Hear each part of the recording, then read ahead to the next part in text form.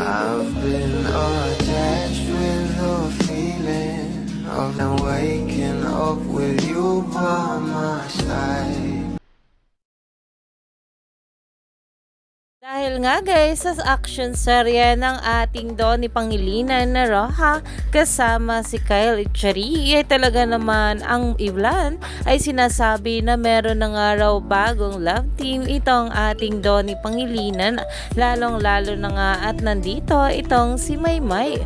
Pero alam naman natin na talagang itong ang bida ay si Kyle at ang ating Donnie Pangilinan, kaya naman ayon nga guys sa mga bula hanggang pinali episode, pinatunayan ni Donnie na wala nga talaga siyang love interest. Kukulit nyo wala nga ni.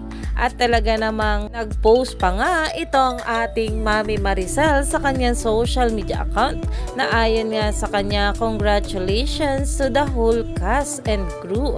#Roja. Grabe kayong lahat. Salamat sa dugot pawis. Dahil sobrang proud nga rin itong si Mami Maricel kasi kay ating Donnie Pangilinan. At talagang tinagpa nga dito itong si Kyle Echari. Dahil alam naman natin na ito nga si Kyle at ang ating Donnie ay matalik nga rin magkaibigan. At talaga namang nakita nga rito na talagang wala nga rin ka-love team itong ating Donnie dito sa Roja. Kaya naman team panatag talaga ang maraming bubblies dito. Kaya naman stay tuned lang tayo for more update kila Donnie at Belle sa mga susunod pa na ayuda.